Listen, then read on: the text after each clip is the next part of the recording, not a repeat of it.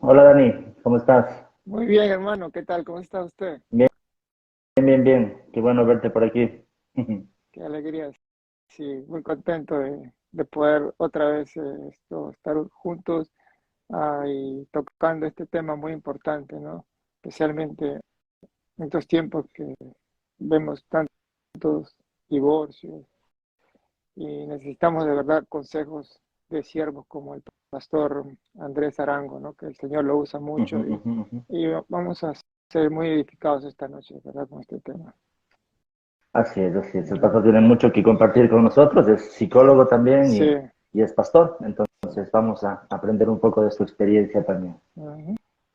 Eso, por ahí está. Buenas noches, Pastor Andrés. Hola, mi apreciado Dani y Hugo, un abrazo a ustedes con las ¿Cómo bendiciones está? ¿Cómo está, pastor? Mucho gusto. Bienvenido a de este espacio. Bienvenido, hermano Andrés. De verdad que es un gusto tenerlo con usted por habernos aceptado la invitación. Es un honor para nosotros, de verdad, que a un siervo del Señor tan usado por Dios y en estos tiempos que necesitamos de verdad consejos de personas que nos hablen sobre el matrimonio. Y de verdad que esta noche vamos a ser todos muy edificados con sus consejos, hermano.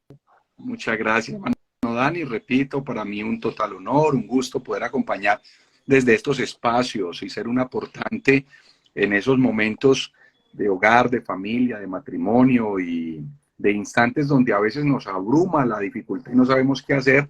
Así es Mm. de contento y pues dispuesto a que juntos aprendamos y caminemos este ratico en medio de todo lo que esto genera. Repito, un honor y gracias por haber pensado de que puedo ser una, una pieza que les pueda aportar algo a toda esta gente que llega, que se conecta y sobre todo a personas que tienen también la experticia y tienen también el recorrido como son ustedes, tanto hermano Dani y Hugo. Muchas gracias.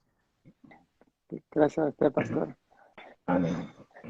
Bien, bien, pastor, para los que se han unido a esta entrevista, si se pudiera presentar para los que no lo conocen, con su nombre, país de nacimiento, hablarnos un poco de su ministerio también, su familia. Claro que sí. Bueno, para todos los que se van conectando a esta hora, mi nombre es Andrés Arango, soy pastor presidente de la Comunidad Cristiana Central en la ciudad de Cali, Colombia. Yo soy oriundo también de este hermoso país colombiano, también de profesión psicólogo, tengo una especialidad en clínica, actualmente presto mis servicios también al Hospital Psiquiátrico del Valle aquí en la ciudad de Cali, en Colombia, con una maestría en orientación psicoanalítica. Me ha encantado y me ha apasionado siempre el estudio a lo largo de mi vida y pertenezco a una organización que se llama Asambleas de Dios Colombia, donde tengo el honor de ser el director nacional de juventudes y también hago parte de las 5 directivas que mueven el país. En mi caso, yo soy el director de los recursos, el director en toda la parte financiera. Así de que mi vida es una vida muy movida en ese campo académico, laboral y ministerial. Ya en el campo que más amo, es el campo de mi familia, estoy casado con Yasmincita, también ella es una mujer de Dios, profesional, sirve a Dios junto a este servidor y tenemos 3 hijas a quienes amamos. Una de 13 añitos, otra de 8 años y otra que está muy próxima a días de cumplir 3 añitos. Así que tengo Wow. 3 hijitas mujeres. Este año cumplimos 17 años de casados. Mis padres sirven también al Señor, mis suegros también, en diferentes ciudades. Tengo un solo hermano, también sirve al Señor, también es pastor. Y bueno, ese es como un pincelazo un poquito de Wow. lo que eh, ha sido mi vida, siempre desde el campo eclesial, el campo espiritual y el campo profesional. Me encanta la academia, tengo el honor de ser profesor de algunas universidades, he tenido el honor de escribir 2 libros, así es de que siempre mi vida ha transitado como en el tema de ser inquisitivo, buscar, mirar y poder aportarlo. Me encanta, no me gusta la tacañería a la hora de dar algo, enseñar algo. Entonces, así mismo trato de estarme preparando. Ese es como el perfil rápido de a quién le voy a confiar 10, 15, 20, 30, los minutos que se quiera quedar un amigo de los que están por acá. Seguramente cuando me ve y dice, bueno, ¿quién es y para dónde va? Ese es como un poquito el perfil de Andrés Arango. Amén. Que Dios bendiga su vida, su familia y su ministerio, pastor. Amén, muchas Ah, gracias. sí, me gustó una de sus prédicas cuando habla que Dios es un poeta al unir en un matrimonio a dos imperfectos, ¿no?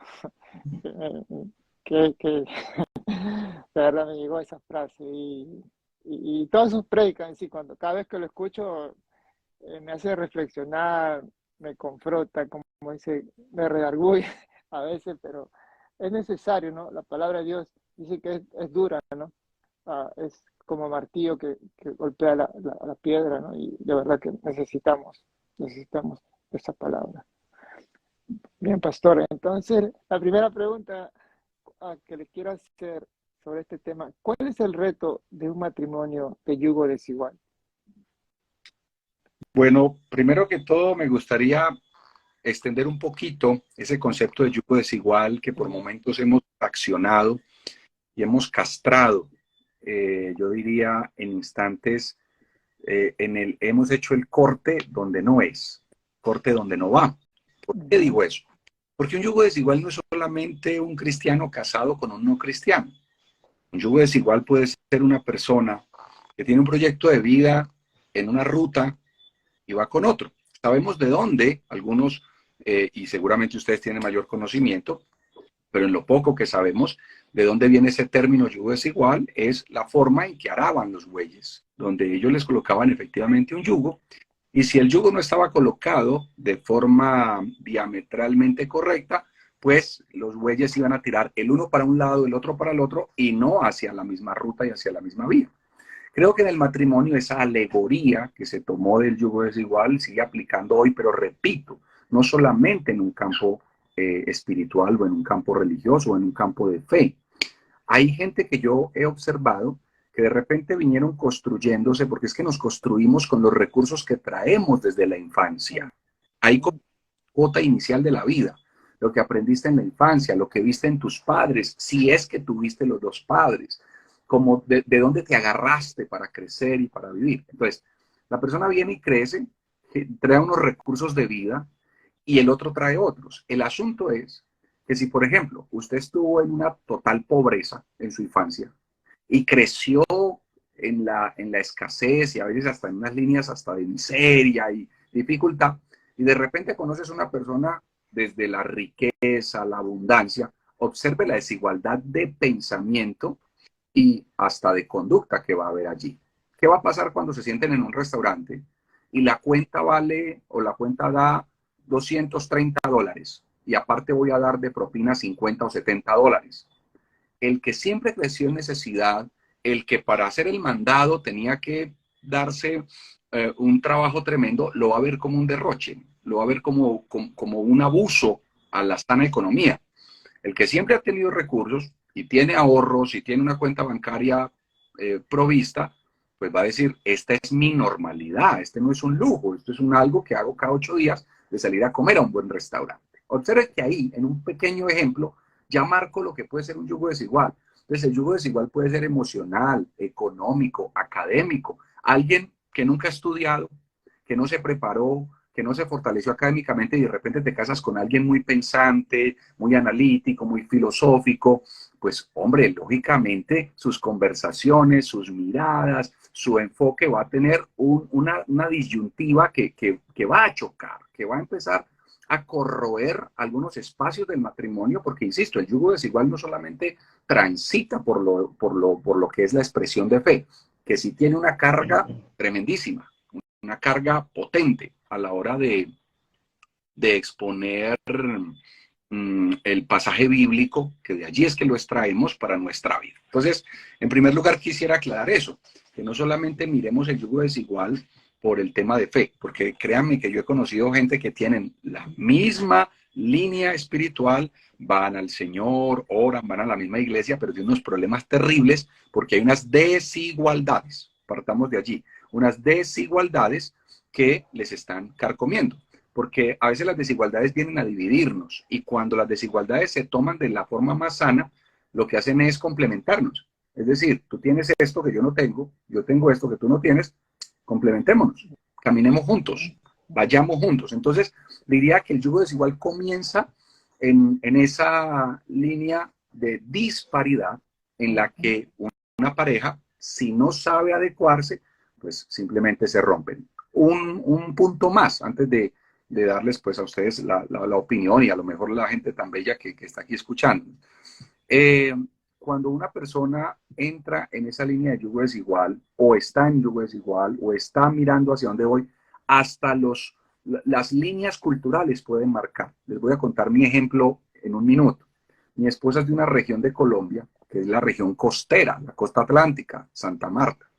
Eso sin mencionar que sus abuelos son de otra descendencia italiana y tienen una ascendencia árabe. Entonces, imagínate todo ese revoltijo que ella trae. Yo vengo de una región de Colombia, algunos la han visto de pronto en películas, series y demás, que es Medellín. Hombre, la cultura de nosotros es totalmente opuesta. Y si usted me pregunta cuáles fueron, Andrés, cuáles fueron de pronto los momentos más tensos al inicio del matrimonio hace 17 años, yo diría, temas culturales. No fueron temas de fe, no fueron temas espirituales. Los dos orábamos, los dos somos hijos de pastores, los dos amamos al Señor, pero habían problemas, era desde unas líneas de, ya les decía, de desigualdad cultural, de desigualdad mental a la hora de yo pienso así, tú piensas así, yo me crié así, tú te criaste así. Entonces, ahí digo yo que se pueden dar esas desigualdades que no deberíamos subestimar y dar por seguro de que me va a ir bien, porque, mire, yo me atrevería a decir esto, mi hermano Dani y mi hermano Hugo, que a veces, hombre, no lo tenemos en cuenta. Lo más importante no es la decisión con quién me voy a casar. Lo más importante es cómo administro la decisión, y lo explicaré así. Yo he conocido personas que se han casado con el mejor hombre del mundo y lo han convertido en su peor pesadilla. Y hombres que se han casado con la mejor mujer y administraron mal la decisión, porque siempre vemos con quién me voy a casar. ¿Será la voluntad de Dios? ¿Será que sí? ¿Será que no? ¿Será que me va a ir bien? Ok, eso es importante, la decisión, pero es más importante administrar bien esa decisión, porque repito, aunque hayas tomado una buena decisión, si no la administras bien, pues podrías irte definitivamente al fracaso. Amén, amén. Completamente de acuerdo. Mano Hugo. Sí, sí, a mí me parece bien interesante y bien importante todo lo que comenta el pastor Andrés, porque la pregunta dice cuál es el reto de un matrimonio en yugo desigual.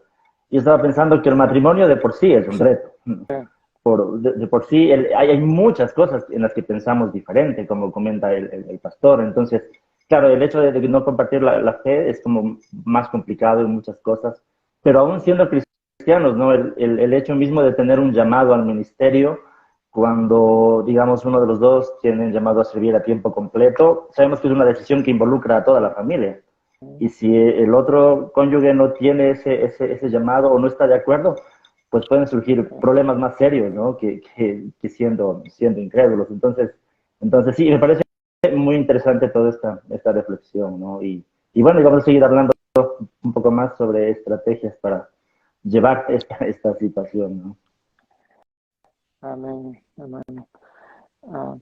Pastor Andrés, ¿qué consejo le daría a las personas que están casadas con no creyentes o inconversos, ¿no? ¿Cuál sería su consejo? Bueno, en primer lugar, un matrimonio es extremadamente valioso.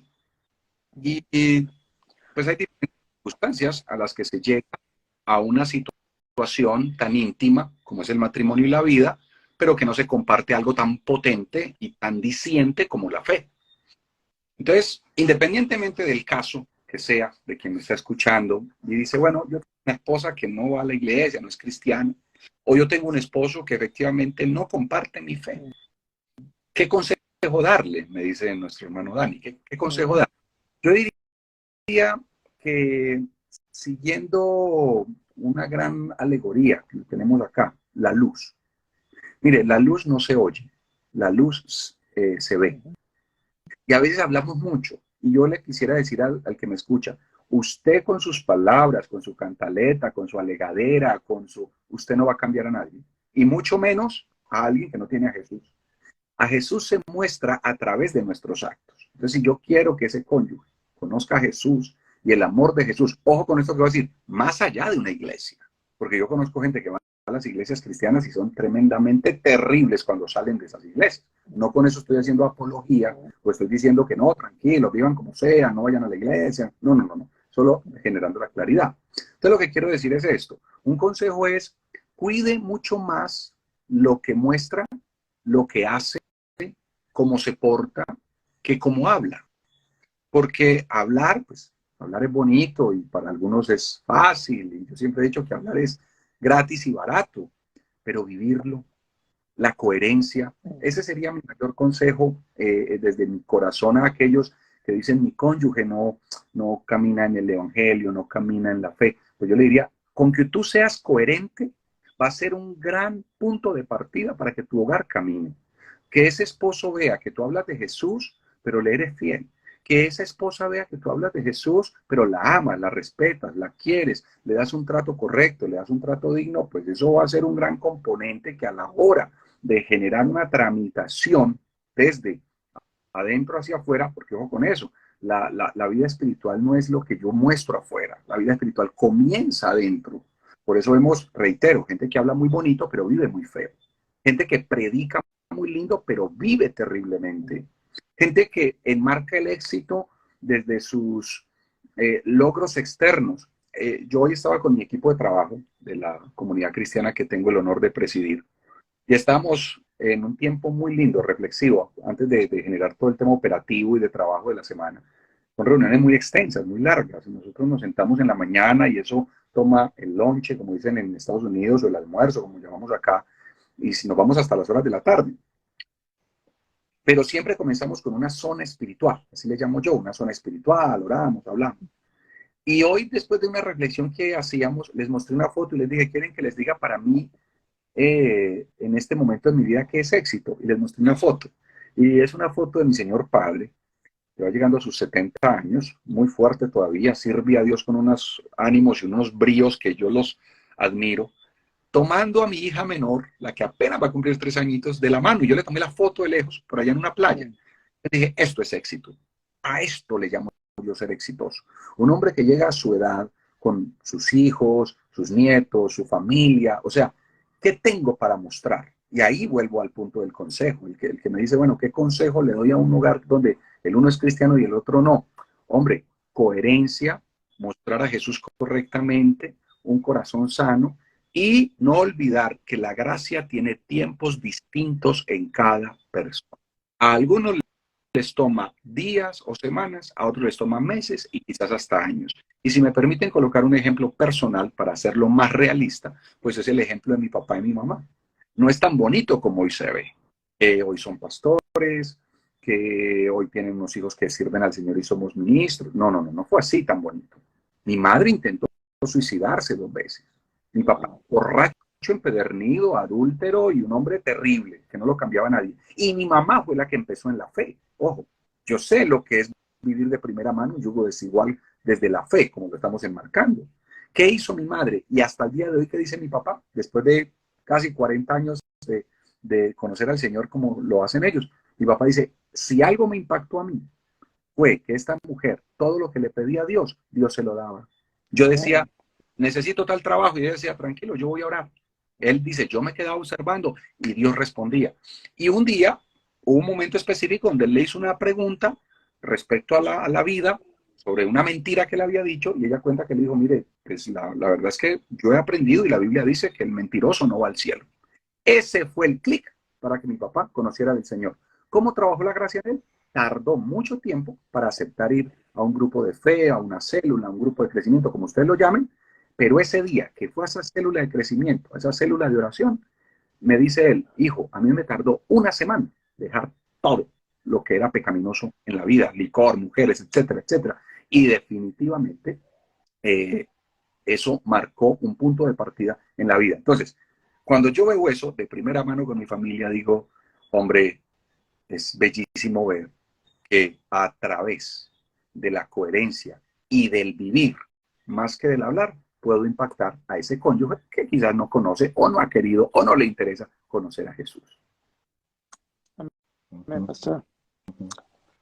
Hermano, Estaba pensando que cuando se pregunta qué consejos daría. Bueno, en la Biblia, en el 1 de Corintios capítulo 7, ¿no? Hay, el apóstol Pablo da también una serie de consejos precisamente en ese caso. Y entre las cosas que Pablo dice es si el cónyuge o la esposa o el esposo que son incrédulos consienten en seguir viviendo, pues no se divorcien.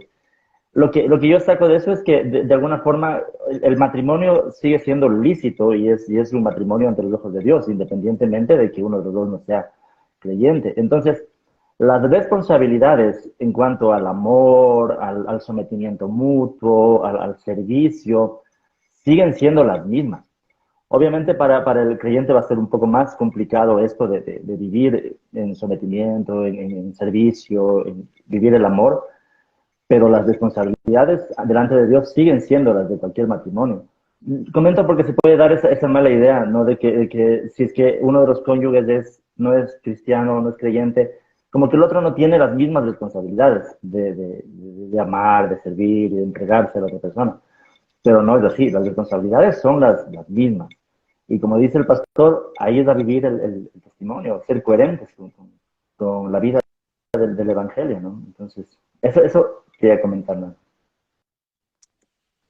Amén. Entonces,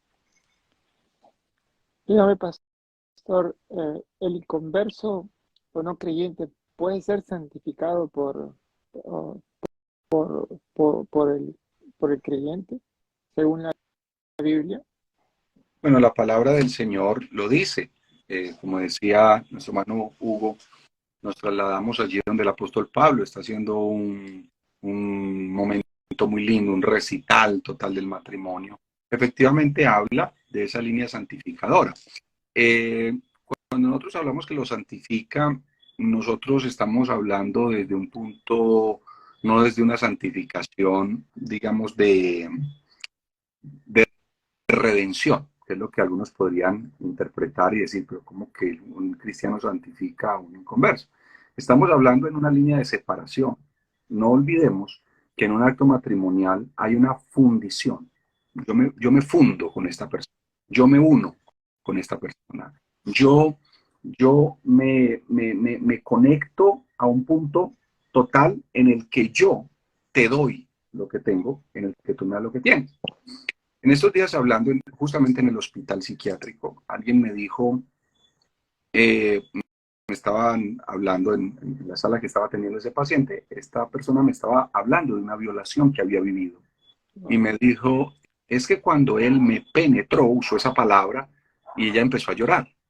De inmediato hice una pausa en la atención que estábamos haciendo en la clínica y me dejó pensando esa palabra que se usa y que a veces usamos a la ligera de penetrar, es decir, entrar, llegar a la otra persona, hablando desde el campo físico.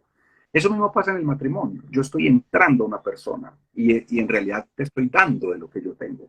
Y así mismo, mutuamente. Entonces el apóstol Pablo lo que está diciendo es, hombre, de una u otra forma, aunque los dos se unen, porque ese podría ser un temor. O sea, que la vida pecaminosa de esta persona que no ama a Dios, no camina con Dios o no camina en la fe que yo camino, pues viene a dañarme, a contaminarme o alterarme. Lo que está diciendo el apóstol Pablo, no, al contrario.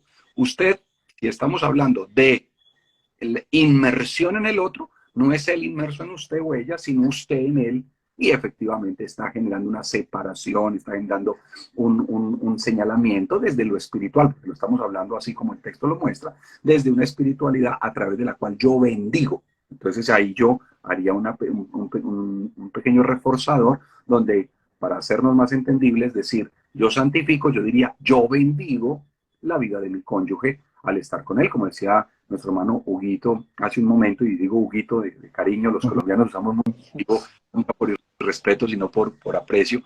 Nuestro hermano Huguito también desde toda su línea teológica profesional, pues lo sabe, que cuando nosotros vemos al apóstol Pablo hablando del matrimonio de la forma magistral como lo hace, él hace ciertas claridades y ahorita lo decía su hermano Huguito cuando mencionaba como el apóstol Pablo dice, venga, yo no les digo que dejen al cónyuge, yo no digo que tienen que separarse. Y ese punto de santificar el uno al otro, pues a mí me parece muy bello, porque lo que el apóstol Pablo está diciendo es, tranquilos, No hay que separarse, no por eso tienen que romper este pacto, porque usted de una u otra forma lo está bendiciendo a él o a ella antes que él o ella estar maldiciéndolo o afectándolo o trayéndole mal a usted. Eso hablando en un punto de una relación, me gustaría aclararlo, dentro de la normalidad, donde no hay maltrato, donde no hay golpes, donde no hay una cantidad de cosas que podrían llegar a dañar o alterar, donde se lleva una vida, a veces, repito, con esa desigualdad, que pues una desigualdad en la fe, claro que marca un vacío y hace que haya un movimiento. Pero a la pregunta de si santifica el uno al otro, y repito, le pongo esa palabra, bendice el uno al otro, claro, bíblicamente y a través del apóstol Pablo vemos que en efecto.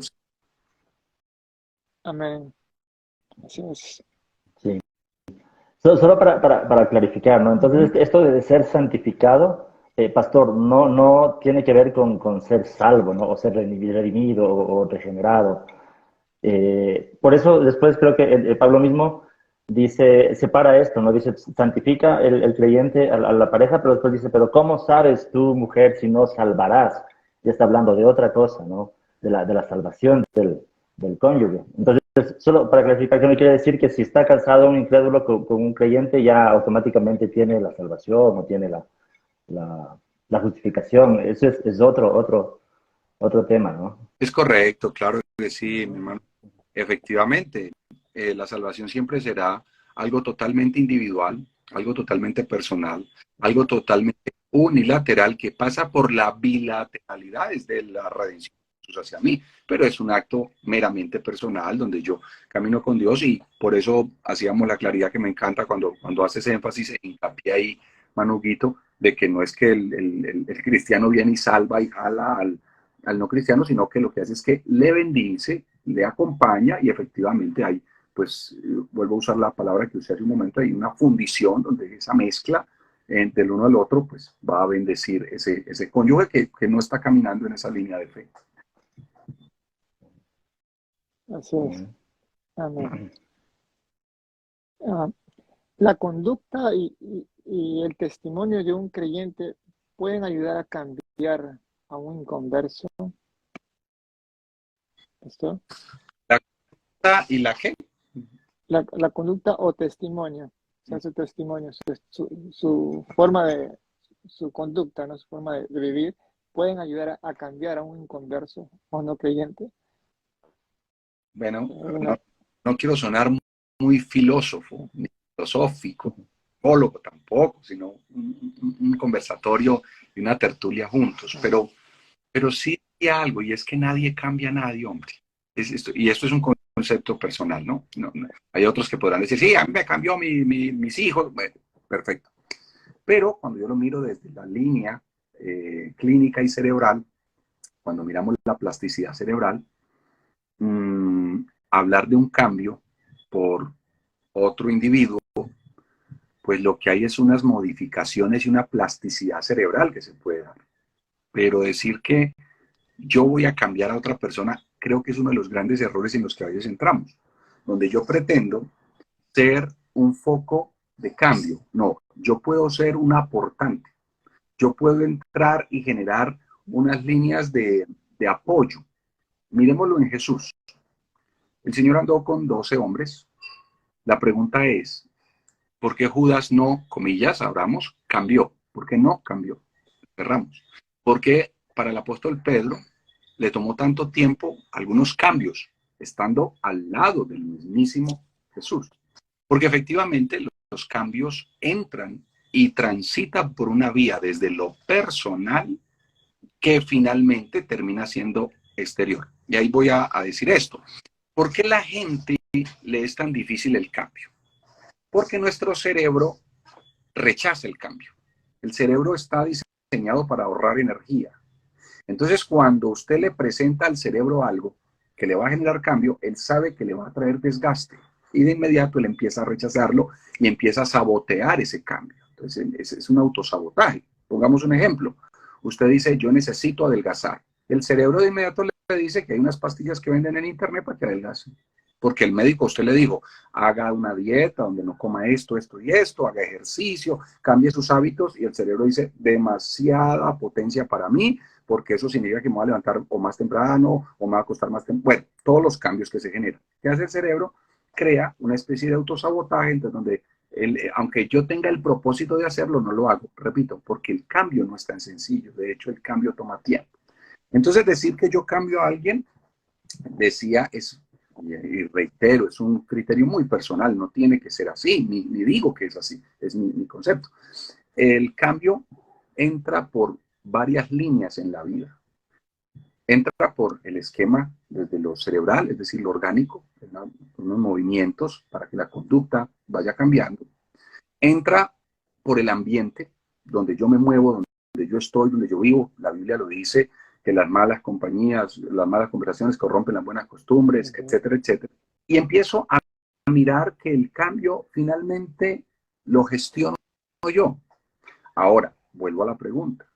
¿Puedo yo con mi ejemplo o mi testimonio cambiar a alguien? Entonces, Andrés Arango piensa que no, pero que sí es un reforzador, un baluarte o un ítem esencial. Claro que sí, porque estoy diciendo que el ambiente genera unos componentes de cambio. Entonces, si yo estoy con una persona, me trata bien, me habla bien, me acompaña, pues hombre, efectivamente va a estar generando unos espacios significativos en nuestra vida, unos espacios significativos en nuestro entorno, unos espacios significativos a la hora de yo generar, volvamos a la palabra, un cambio. Entonces, yo diría que una persona que no es cristiana y tiene, perdón, que es cristiana y que ama a Dios y que, etcétera, y quiere generar en el esposo o en la esposa un aporte para que esos cambios en él o en ella se vayan generando, claro que su testimonio y claro que es vital su acto demostrativo. De hecho, en una de las preguntas iniciales yo lo decía, la coherencia y lo que muestro más que lo que digo va a generar efectivamente una amplitud a la hora de gestionar cambios. Entonces, esa sería como la respuesta, resumiéndola. Cada persona es responsable de sus cambios, cada persona interioriza el cambio, cada persona tramita el cambio, cada persona lo gestiona, pero hay aspectos importantísimos y relevantes que gravitan en nuestro ambiente, y uno de ellos es lo que nuestro cónyuge hace, lo que nuestro cónyuge dice, cómo nuestro cónyuge actúa. Claro que sí va a influenciar en mi vida, repito, no a cambiar, pero sí va a influenciar en mi vida y por ende pues en lo que yo voy trazando como comportamiento. Amén, pastor. Sí, y pensando no solo en temas de matrimonio, ¿no? Sino en todas nuestras relaciones, nuestro testimonio influye. Eso lo dice el apóstol Pablo, por ejemplo, en Romanos 12, ¿no? Cuando dice incluso, si tu enemigo tiene hambre, dale de comer, si tu enemigo tiene sed, dale de beber, actuando así harás que ascuas de carbones encendidos. Bueno, la ilustración es más bien para decir que actuando así se puede hacerle incluso consciente a la persona de su error, ¿no? Entonces, desde esa perspectiva, sí, el amor es un impacto, influye. Entonces, como usted dice, no cambia a nadie, pero en el sentido de comunicar el evangelio, pues es básico, ¿no? Como hablábamos al principio, usted mismo lo comentaba al principio también. Bien, así es. La otra pregunta, ¿es correcto decir que nuestro hogar o matrimonio es nuestro primer ministerio? Ya que hay, por ejemplo, los que piensan esto, por ejemplo, el que está casado con un no creyente, eh, el cónyuge, por ejemplo, no quiere ir el domingo a la iglesia, y entonces él, ah, tomando esto, y dice, bueno, si mi matrimonio es mi primer ministerio y mi esposa no quiere ir a la iglesia, pues yo tampoco voy a la iglesia porque mi matrimonio es mi primer ministerio. Y entonces, por ejemplo, hay otro ejemplo, ¿no? Por ejemplo, las abuelas que tienen que cuidar a un nieto. eh, Esto también lo agarran, ¿no? O sea, como que la familia es lo primero, ¿no? Y entonces también toman excusas para no ir a la iglesia, ¿no? Tomando esto, que el hogar es el primer ministerio, ¿no? ¿Qué, qué- ¿Cuál sería su opinión sobre esto, pastor? Bueno, estoy haciendo como un dibujo para ilustrarlo un Sí, poquito mejor.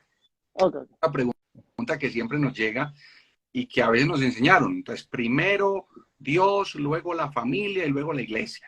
Otros dicen, no, primero la familia antes que todo. Bueno, yo acostumbro ilustrarlo así. Por ejemplo, muestro aquí un poquito y se alcanza a ver. Como una especie de bicicleta que quise hacer, ¿no? Yo le voy a preguntar a mi querido amigo Hugo, o a usted, hermano Dani, Sí. ¿cómo le llaman allá a esto? A lo que va en la rueda. ¿Esto cómo le llaman? Radios. Aquí le dicen los radios. Radio. Yo le pregunto, en esta bicicleta o en esta rueda que usted está observando, ¿cuál es el radio más importante?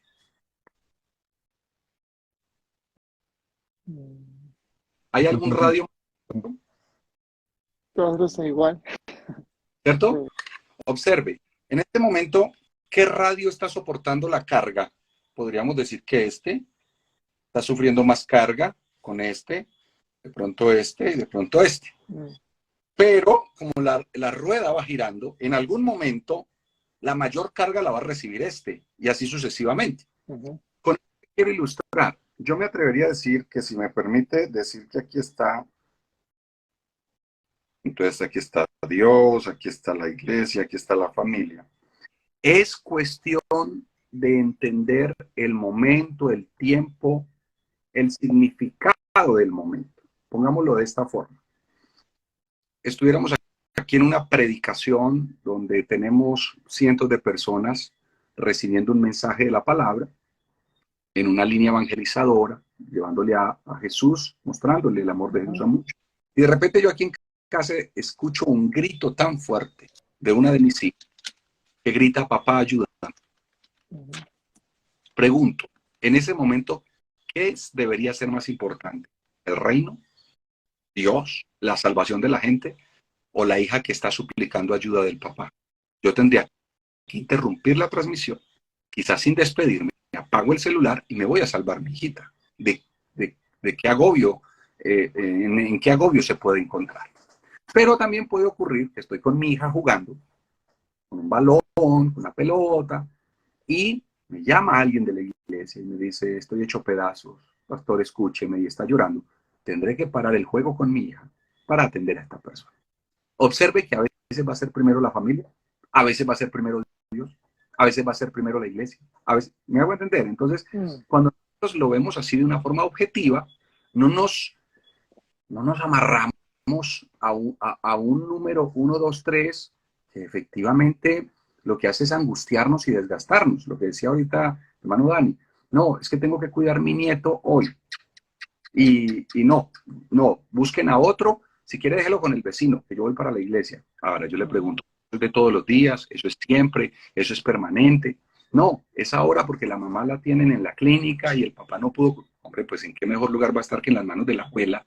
Y seguramente hoy, con las herramientas que hay ese día, te pudiste conectar desde la transmisión, desde lo virtual, te quedaste con un nieto. Entonces ahí donde dicen, mi primer ministerio es la familia. Yo diría que hay un solo ministerio, servicio, entrega. Y eso abarca la familia, la iglesia, la gente, el vecino, el cristiano, el no cristiano. Ese es en realidad un ministerio.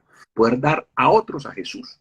Entender los tiempos, los momentos, las dinámicas es lo que nos va a ayudar a tener un orden que no altere ciertas cosas. O sea, hay momentos donde yo tengo que poner sobre la base esas prioridades, porque ojo con esto, cuando no tenemos prioridades, otro me pone sus prioridades a mí. Entonces yo me hallo en la vida cumpliendo prioridades de otras personas. Entonces, a veces no debo confundir ministerio con prioridades. Reitero, cuando yo tengo una sana espiritualidad y cuando yo camino con Dios, pues vamos a la palabra, cuando la Biblia nos dijo, todo tiene su tiempo. Pues sí, efectivamente, lo escribió Salomón en una época de decadencia, que no podemos sacar doctrina de ese libro de la Biblia, que es entendible. Pero igual, la palabra de Dios que nos muestra cómo un hombre en algún momento tan sabio, pues llega a esos tintes. Pero a mí me llama la atención cuando él enmarca y dice, mire, hay un tiempo donde todo se va dando y donde todo confluye. Me atrevería a decir eso, es entender los tiempos, las necesidades y algunas prioridades que en un momento se van a marcar y se van a dejar ver de forma muy, muy expuesta. Y con la sabiduría que Dios nos da, pues vamos a entender el momento para así mismo saber cómo trabajarlo. Amén. Así es. Bueno, Hugo. Me pareció buenísima y excelente la ilustración Sí, de la rueda, sí, ¿no? Es excelente. sí, sí. Y yo también, yo siempre he dicho, en cambio, que cuando me preguntan esto, siempre digo, bueno, la idea no es que es primero, sino que en mi matrimonio lo primero es Dios, en mi trabajo lo primero es Dios, en mi ministerio lo primero es Dios. O sea, primero Dios en cada cosa. Y ahí la pregunta que me hago más bien es, ¿qué es lo que Dios quiere en este momento con mi familia? ¿Qué es lo que Dios quiere en este momento con mi ministerio? Es similar a lo que dijo el pastor, ¿no? Hay que entender cada momento, qué es lo que Dios quiere en cada momento, cuál es la prioridad de acuerdo a lo que Dios me pide hacer, de acuerdo a las responsabilidades que Dios me ha dado en cada área, ¿no? O sea, Claro. el matrimonio, el hogar, el ministerio, el trabajo, ¿no? Sí, me Así es. pareció buenísimo. Gracias, pastor, Sí, sí, por muy bueno. Sí, sí, no, hay también, hay, bueno, como dice el pastor, completamente de acuerdo, ¿no? Sino que hay personas que a veces lo hacen como ya, como una excusa de siempre, ¿no? Y eso me parece que estaría incorrecto, ¿no? Ok. Am, Pastor, ¿y en qué casos se admite un divorcio en la Biblia, ¿no? Algo que no es el diseño de Dios, ¿no? Algo que Dios aborrece, dice, ¿no? En la Biblia. ¿En qué casos? Bueno, yo quiero contestar la pregunta en dos líneas. La Ujú. primera, para el que está pensando en divorciarse, porque la situación es totalmente traumática, se lo voy a resumir así. Siempre yo he ilustrado el matrimonio, perdón, el divorcio como una amputación. Cuando una persona llega a un hospital y a veces nos llaman a nosotros para que vayamos a asistir a una persona que hubo que amputarle un miembro de su cuerpo, aún por una histerectomía, llaman a psicología para que le ayude cuando la mujer tiene una hemorragia, hay que sacarle su matriz, piden que se le ayude porque mentalmente afecta. Cuanto más cuando es una extremidad superior, inferior. Cuando el médico observa a la persona y después de un accidente llegó y esa pierna está hecha a pedazos y efectivamente les toca proceder con una amputación, el médico llega a la sala de recuperación, mira al paciente y yo nunca he visto que con mucha alegría y con aplausos le diga, acabamos de cortar la pierna, estamos totalmente felices por el éxito que eso nos... No, no, no, no, no. Llega con una cara de tristeza, acompañado con un ejército de personas, enfermeros, psicología, etcétera, a explicar, de ayudarlo a comprender un poquito. Y lo que le dice es, eh, amputar la pierna, pero te salvamos la. Esa es mi respuesta ante el divorcio.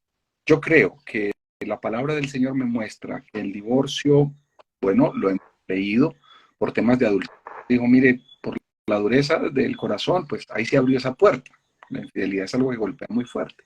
Pero a todo el que se quiera divorciar o se está divorciando o se va a divorciar, o aún que están aquí dicen, yo viví un divorcio, no te hace ni mejor ni peor persona.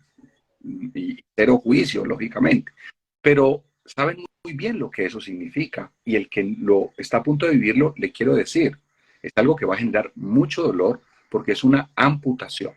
Hombre, si alguien viene y dice, pastor, es que mi esposo, por poner un ejemplo, cuando llega borracho, me golpea, ya ha sacado 2 veces una pistola, me la ha puesto en la cabeza, ¿qué le debo decirle a esa persona? Siga orando, siga ahí, hasta que en algún momento yo escuche una mala noticia y me digan, Ujú. no, es que en su borrachera disparó y efectivamente, pues miren lo que terminó, de ninguna forma. Entonces, lo que yo diría es, la Biblia abrió una puerta donde nos muestra que por temas de infidelidad y por temas de adulterio, pues una contemplación que hay.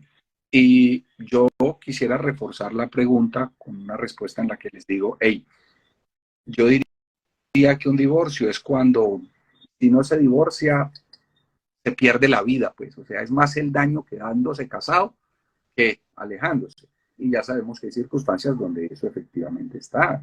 Ya lo decíamos, la infidelidad, pues hay riesgos de enfermedad, hay riesgos, bueno, aparte de los riesgos emocionales y espirituales que eso trae, y del daño y del rompimiento que eso le genera a una persona. Pero también, insisto, hay que verlo como lo que es, y es el desprendimiento. de algo que un día se fundió en uno solo, dijo la Biblia. Los dos son uno. Y ahora quitar eso, pues va a romper, va a dañar y va a dejar dos vidas rotas. Y a veces va a dejar hijos rotos. Y a veces va a dejar un ambiente difícil. ¿Se puede restaurar, se puede sanar? Claro que sí. Podemos recurrir y lo hacemos permanentemente, que es correr al Señor, pedir su gracia, pero que va a doler y que, insisto, hay momentos donde se ha vivido, se llega hasta allá, pero yo diría que es la última opción, a no ser, sigo insistiendo, que esté en riesgo ya la integridad física, la integridad de la vida de una persona. Amén. Sí. Sí, en eso también estoy totalmente de acuerdo, teniendo en mente que es un tema muy amplio, ¿no? Pienso que se necesitaría hacer un programa entero Sí. también para hablar del tema del divorcio. Sí. Pero en sí también estoy de acuerdo que el divorcio, sea como sea, significa una pérdida, significa dolor, significa... o sea, no es la voluntad de Dios, el ideal de Dios, nunca. Pero como dice el pastor, habrá ocasiones donde es el mal menor, ¿no? Y es más bien un acto de misericordia de Dios el dar ciertas aperturas en la Biblia. No porque sea la voluntad de Dios. Yo siempre he dicho, aún en caso de adulterio, si es que hay la opción de restaurar, pues habría que lucharlo. No es la primera opción el divorcio, es más bien ya como todo un proceso en donde se debe evaluar la situación. Y esto también es caso por caso, ¿no? Muchas veces se habla del divorcio como de una forma muy tajante en ciertas cosas, cuando en realidad ya en la práctica del ministerio esto es caso por caso, caso por caso. Así es. Y bueno, ya esto justo hablando de este tema y yendo a la vida cristiana, pastor, ¿por qué cree que hay cristianos? Porque en la gente no creyente se puede entender por muchas cosas, pero ¿por qué cree que hay cristianos que se divorcian? Es alarmante que se ve hasta ahora, hasta pastores, ¿no? ¿Por qué cree que está sucediendo estas cosas, pastor? Pues me voy a aplicar de las palabras que Huguito ahorita decía, y es que cada caso es individual, y por cada individuo se construye desde esa individualidad. Entonces, el por qué los cristianos se divorcian, pues yo diría porque están sujetos a unas leyes naturales, como lo estamos todos.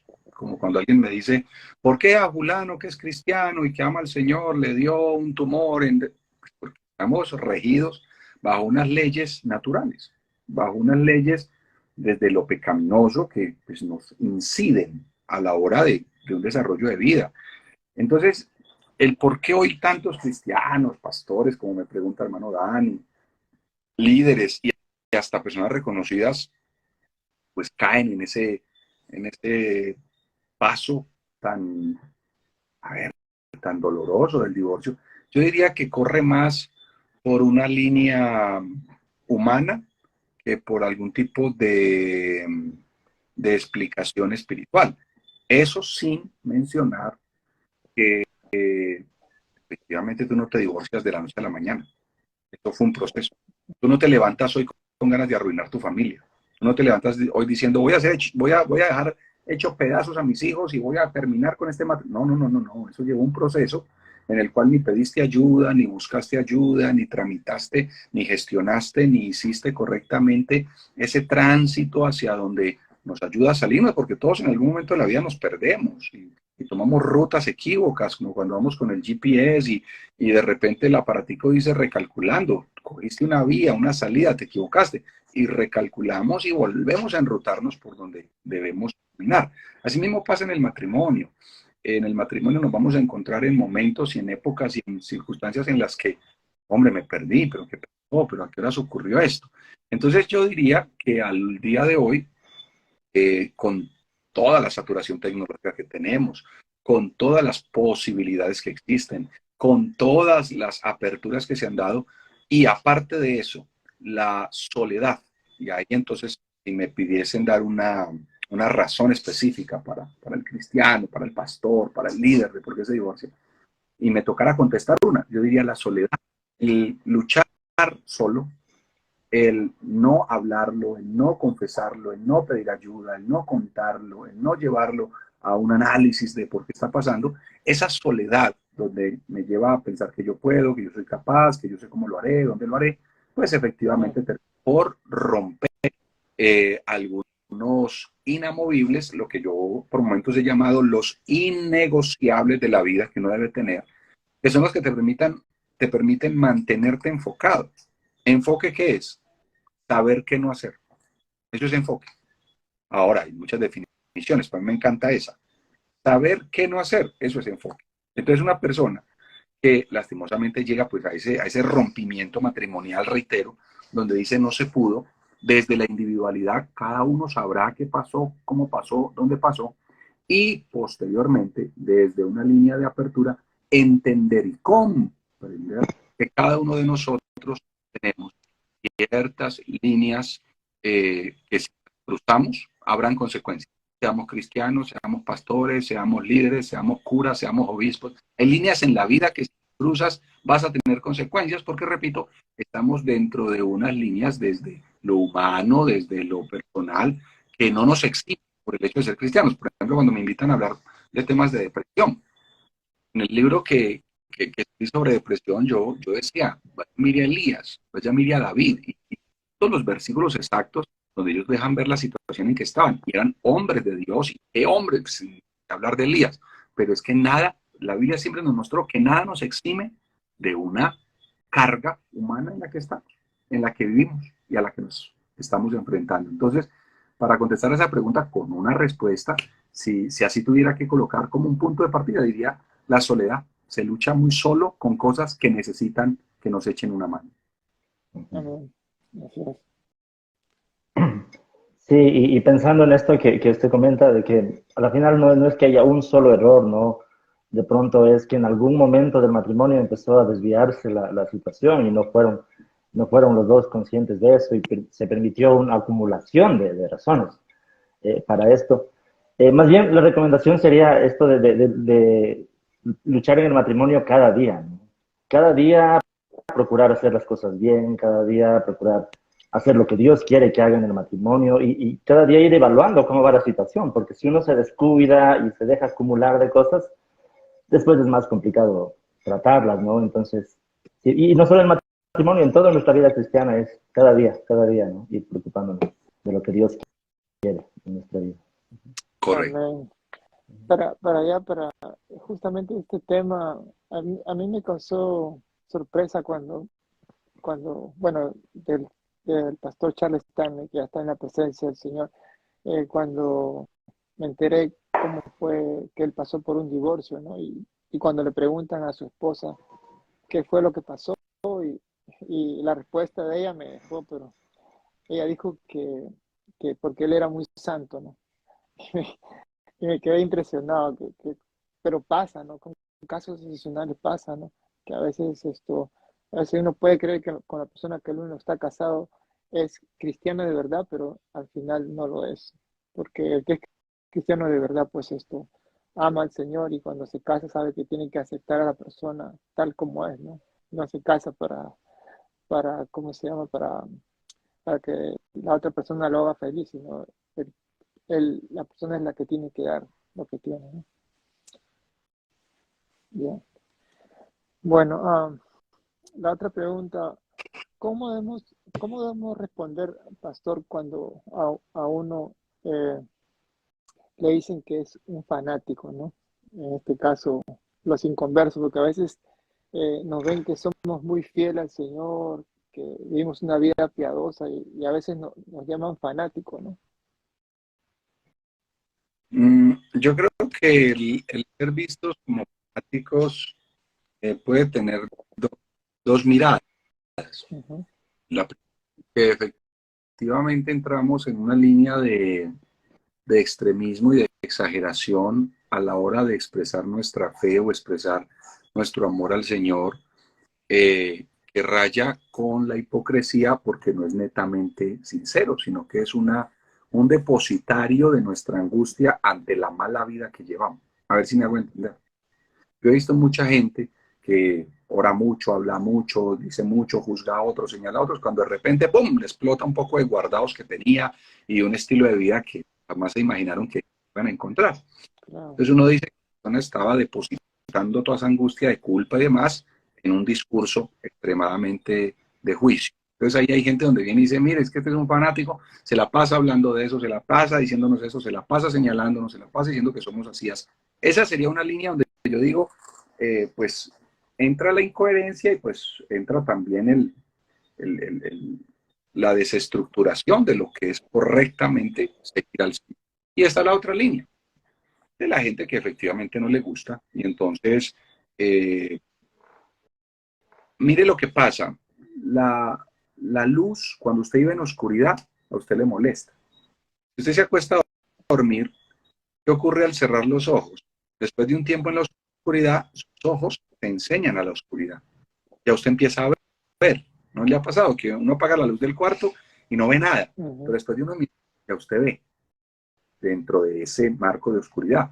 ¿Por qué? Porque su pupila se adecuó a la tonalidad de luz leve o casi nula, pero por allá hay una ventana que deja entrar un poquito de luz o algo. Así mismo pasa en algunos.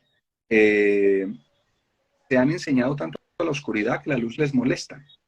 Entonces, cuando ven que alguien ora, que alguien busca al Señor, que alguien busca de la palabra, pues les va a molestar. Entonces yo diría, cuando yo estoy viviendo una vida con Dios que considero correcta, que camino con Él, que amo al Señor, efectivamente va a crecer en mí una identidad espiritual que en lugar de afectarme, me va a generar algo que se llama compasión.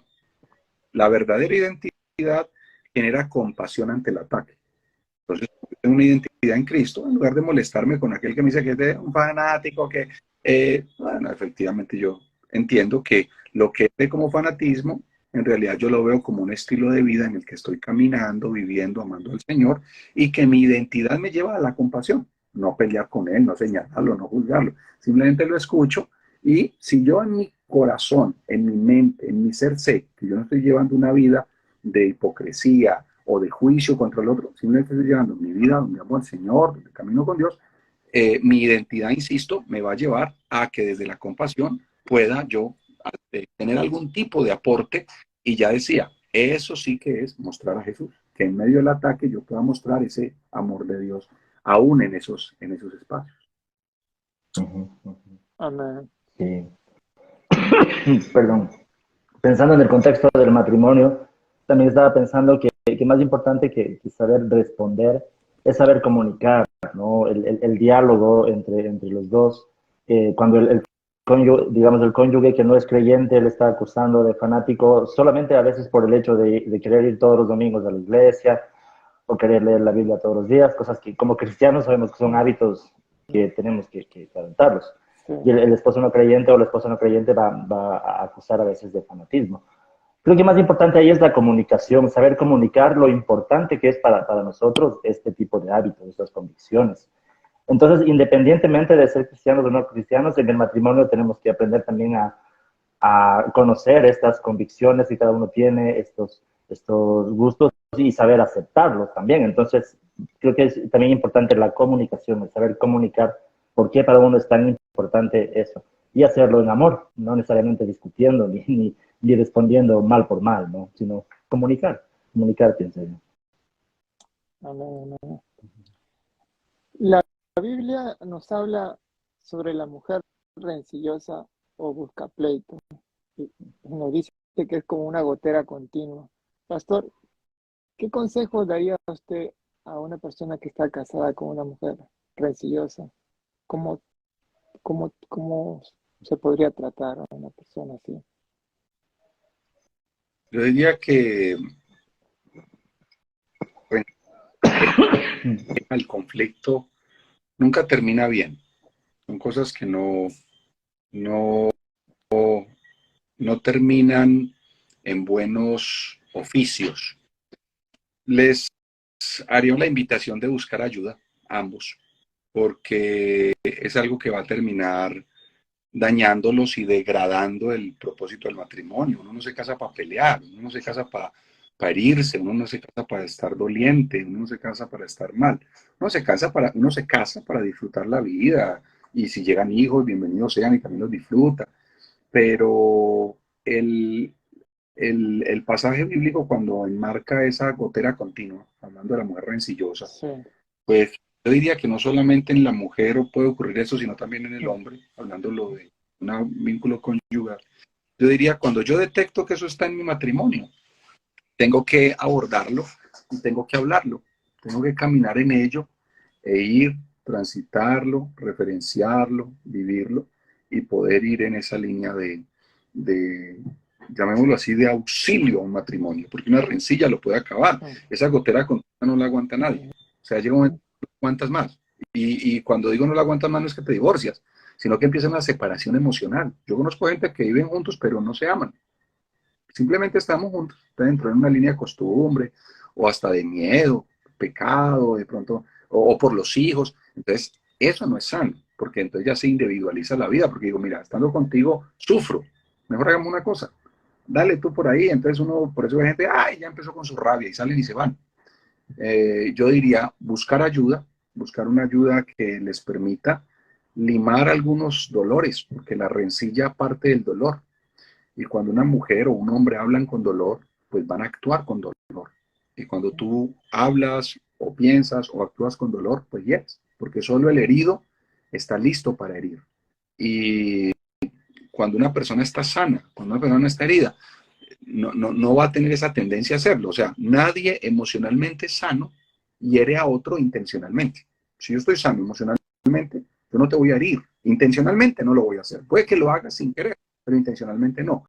Pero si hay alguien herido, ese sí lo hace de forma intencional, porque de una u otra forma está migrando su dolor, está traspolando su dolor, y pues qué mejor que al que tiene al frente, el cónyuge, el hijo, la hija, etc. Entonces yo diría que parte de todo el componente espiritual que ya conocemos, necesitamos correr al Señor, necesitamos descansar en el Señor, necesitamos reposar en Dios, pero también necesitamos un punto de ayuda que nos ayude a ver dónde, cómo, cuándo y por qué, y efectivamente salir de un bache que a veces creemos que no, pero nos puede llevar a una catástrofe interior de dolor, a veces de separación, de aislamiento y finalmente pues de afectación en todo nivel. Sí. Y pensando también que la Biblia, claro, la Biblia menciona a la mujer rencillosa, pero sabemos que en la práctica esto se puede dar de parte y parte, ¿no?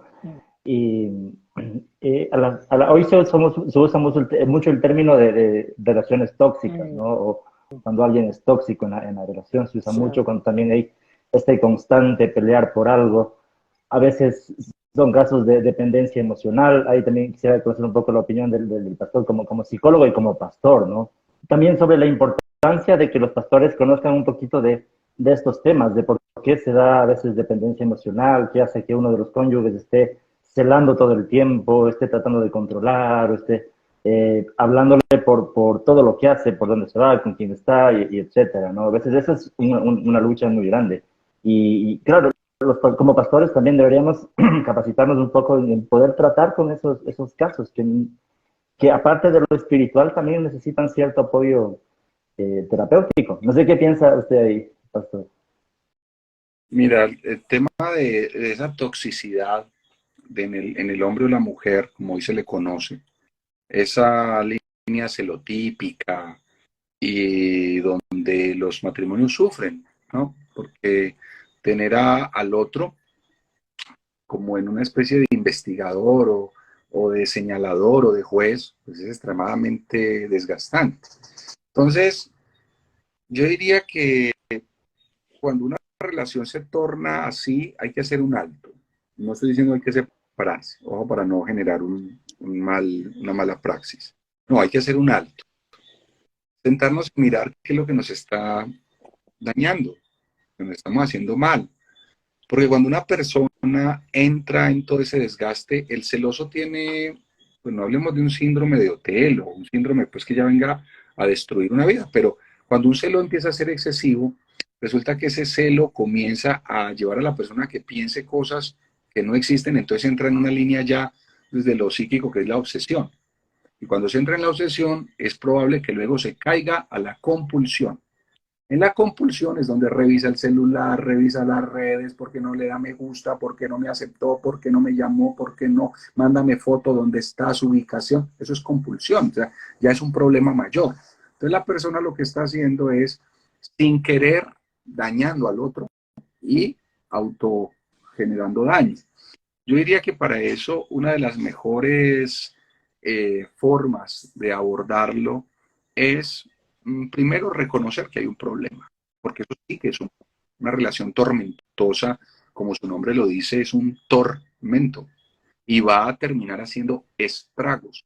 Entonces, cuando una relación entra en toda esa afectación del uno y del otro, porque el que cela sufre y el celado sufre también, porque el que está encima como el vigilante y el que está ahí siendo vigilado, ambos sufren, es una angustia total.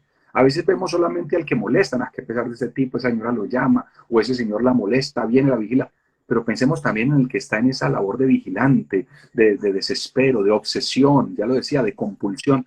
Hombre, ambos sufren, no nos parezca menos sufriente aquel que está buscando y en el celular busca, en el computador busca y en una foto le hace zoom, mira, ¿qué más encuentro? ¿Qué más veo? Es que aquí veo que está muy cerca de ti y yo te vi hablando y tú con quién estás hablando y vuelve a marcar.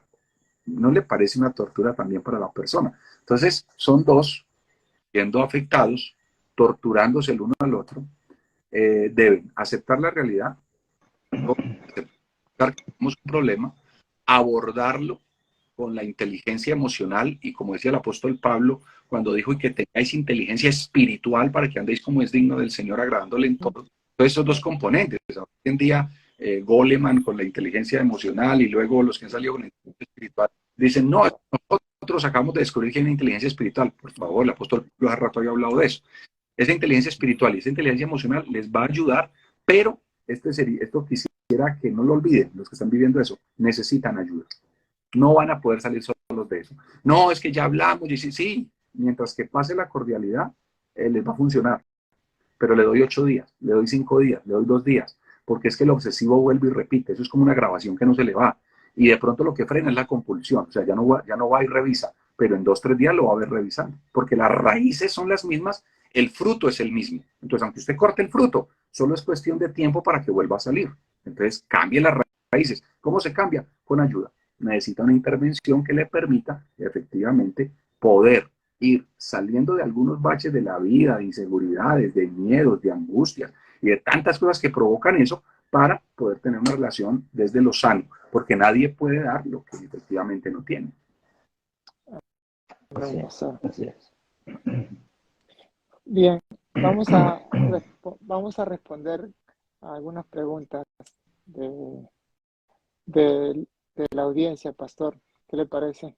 Sí, yo tengo otra reunión en 5 minutos, pero puedo darle minuticos, tranquilos. Sí, Vamos. sí. Ok, bueno, la pregunta que vi de la hermana Andrea Soles, ¿qué piensa del recasamiento? Yo diría que, insisto, todo caso es individual. No podemos Ajá. en una misma bolsa todos los casos.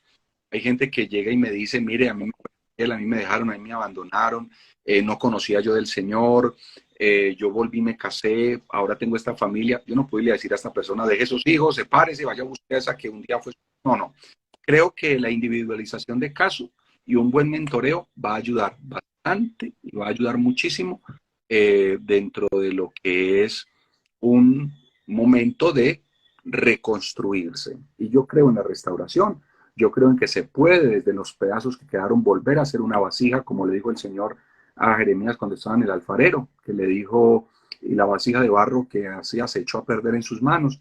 Y el Señor dijo, así puedo yo hacer de ustedes pues algo nuevo. Creo que el Señor puede usar nuestros pedazos, nuestros errores. Estamos en un mundo roto, nos rompemos con este mundo y se puede reestructurar y resanar. Pero, insisto, en la individualización de cada caso, revisión de cada caso, y mirando cada componente, cada momento, cada historicidad desde la perspectiva de cada. Amén. Dani, Sí, Dani, ¿te parece si más bien en este tiempo que nos queda así el pastor nos puede contar un poco de dónde le pueden sí, seguir y por dónde se favor, puede conseguir sus por libros favor. y algo así de información? Sí, por favor, pastor, para que toda la audiencia que no lo conocen puedan ser edificados. Gracias. Sino, pues este es mi Instagram, Andrés Arango Oficial. Los libros, el segundo apenas está saliendo, el primero ya hace tiempos que lo hemos tenido, que es Una prisión llamada depresión. El otro es el de Un hogar no sobrevive a esto. De hecho, por acá tengo uno de los ejemplares de depresión. Este es uno de ellos. Una prisión Wow, de lo depresión. voy a buscar. Estos Bueno, actualmente hemos llevado a donde hemos sido invitados, acostumbramos llevarlos por un tema de costo, porque en una ocasión las dos libreras que lo han querido han querido colocar un costo alto y yo les dije que no estaba de acuerdo con ese costo, porque yo un día me propuse algo en la vida y fue, yo no voy a vivir del dolor de los demás. Y creo que el dolor emocional te lleva a que te gastes lo que sea y no. Entonces, por eso cuando escuchen que Andrés Arango va a estar en tal parte, ahí van a estar los libros, van a llegar y van a tener el precio más simbólico del mundo, porque lo que quiero es que lo lean, lo trabajen. No sé si por aquí está el otro, a ver si está el otro que es sobre los hogares. A ver, creo que sí. Se los muestro, apenas nos llegaron. Este es el otro, se llama Un hogar no sobrevive a esto. wow, Este es el nuevo, está muy, muy recién salidito. se ve Entonces, un buenísimo. libro hoy lo pueden, los que están aquí en la ciudad de Cali o en Colombia, pues pueden llamar a nuestra comunidad cristiana, que es La Central. Les invito a que también sigan nuestra cuenta, nuestro canal de YouTube. Usted coloca La Central Cali y ahí van a encontrar mensajes, predicaciones y bueno, todo lo que desde este servidor podemos aportar. Y asimismo también estar pendiente algunos que en algunos países, ciudades que acostumbramos visitar, podemos llevarlos. El próximo mes en Estados Unidos estaremos en Texas, luego en Houston, bueno, en diferentes lugares, sobre todo en las redes sociales, ahí pueden ver un poquito dónde vamos a estar y ahí pueden adquirir estos materiales que van a bendecir su vida y su familia. Qué bueno, pastor. De verdad que esos libros se ven muy buenos. En Amazon también se puede encontrar, pastor. No, Siempre uno lo habla. ahorita haciendo un proceso para poderlo subir a las plataformas, porque Sí, era una mejor forma de claro. comercializarlo. Entonces, creemos que en breve lo van a poder tener. Qué bueno, pastor. Bien, ha sido un gusto tenerlo con nosotros, pastor. De verdad que eh, todos sus consejos muy buenos y yo sé que ha sido de mucha bendición a toda la audiencia. Muchas gracias, Esperemos, esperemos que haya otra oportunidad también para tocar otro tema, de verdad que por va a ser supuesto. de edificación. No, a usted, hermano Dani, gracias. A nuestro hermano Hugo, Huguito, gracias. La generosidad de ambos hacia este servidor para permitir que estos espacios se den y pensar en que yo, repito, puedo aportar algo. A todos los que han estado conectados, los que han entrado, los que han salido. Para todos un fuerte abrazo. Ya les decía, de pronto a veces por tanta agenda y tanto movimiento, pues tengo a veces como muy medido el tiempo, pero para Sí. mí ha sido un gusto dedicar este espacio y bueno, que el Señor los bendiga, bendiga los hogares, las familias y todos los que están aquí. De todo corazón, un fuerte abrazo y claro que sí, hasta una próxima oportunidad que con todo cariño lograremos agendar y estar con ustedes, Dios mediante. Amén, pastor. Amén. Un honor para nosotros, pastor. Dios le bendiga. Gracias. Sí, bendiciones para usted y su familia, pastor. Dios lo guarde. Amén.